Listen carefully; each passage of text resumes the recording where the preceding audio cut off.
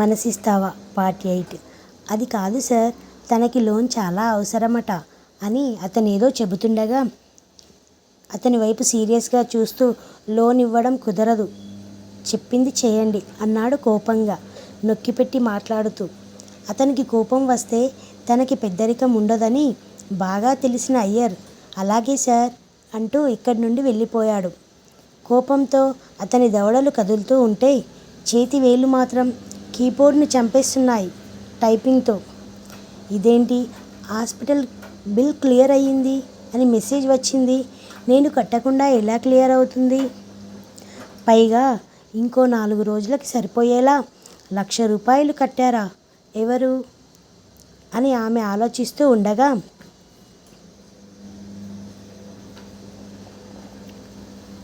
అమ్మా అంటూ ఆమె క్యాబిన్లోకి వచ్చిన అయ్యర్, సార్ లోన్ కుదరదు అన్నారమ్మా అని చెప్పాడు బాధగా. వేరే ఆలోచనలో ఉన్న ఆమె ఓకే సార్ అని చెప్పి ఒకసారి హాస్పిటల్కి కాల్ చేసి విషయం తెలుసుకోవాలి అనుకుంది.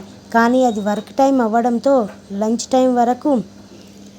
టైంలో చేద్దాం అనుకుంటూ నాకు ఇంత హెల్ప్ చేసింది ఎవరై ఉంటారు అని ఆలోచిస్తూ రాత్రి ఫ్రెండ్స్కి చుట్టాలకి చాలా కాల్స్ చేసి ఉండటంతో వాళ్ళల్లో ఎవరైనా అయి ఉంటారా అనుకుంటూ వర్క్ చేస్తుంది.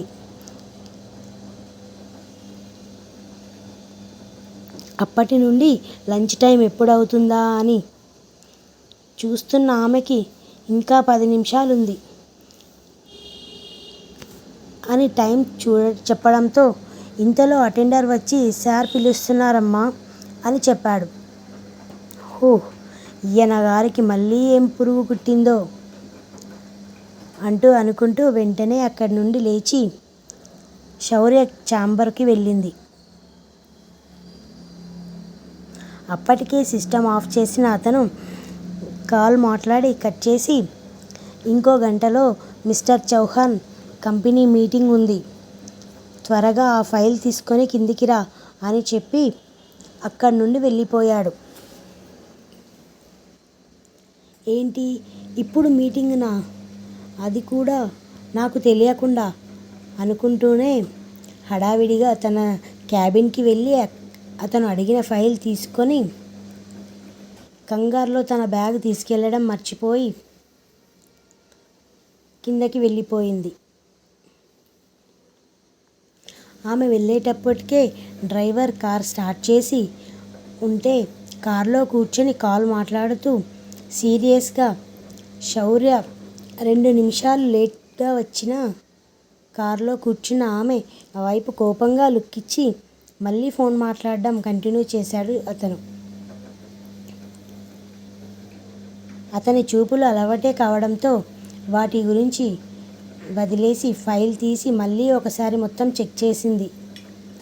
ఎందుకైనా మంచిది అని రూపాలి. అలా ఇద్దరూ బిజీగా ఉండగానే వాళ్ళ మీటింగ్ స్పాట్ రావడంతో అతను కాల్ కట్ చేసి కిందికి దిగితే ఫైల్ చెక్ చేసిన ఆమె కూడా కాన్ఫిడెంట్గా కార్ దిగి అతని వెనుకే నడిచింది. ఆ వెంటనే మీటింగ్ స్టార్ట్ అయితే వాళ్ళకి కొంచెం దూరంగా కూర్చున్న రూపాలి వాళ్ళు మాట్లాడుకునేది మొత్తం వింటూ ఉంది. కాసేపటికి ఆమె కడుపులో పేగులు ఆకలికి అరవడం మొదలు పెడితే నొప్పిగా అనిపిస్తున్న కడుపుని పట్టుకొని కష్టంగా కాసేపు కూర్చున్న ఆమె నిజానికి తనకి అక్కడ వర్క్ ఏమీ లేకపోవడంతో మెల్లగా అక్కడ నుండి బయటకు వెళ్ళింది ఏమైనా తిందామని.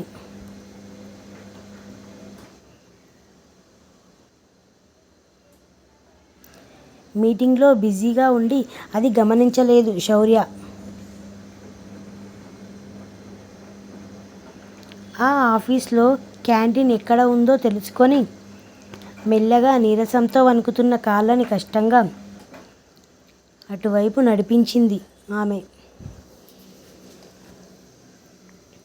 కళ్ళు తిరుగుతూ దాహానికి గొంతు కూడా ఎండిపోయినట్టుగా అనిపించడంతో ఏమవుతుంది, ఏమవుతుంది నాకు, ఎందుకు సడన్గా ఇంత వీక్గా ఫీల్ అవుతున్నాను అనుకుంటూ ఇక నడవలేక అక్కడ ఉన్న టేబుల్ ముందు కూర్చుంది నీరసంగా.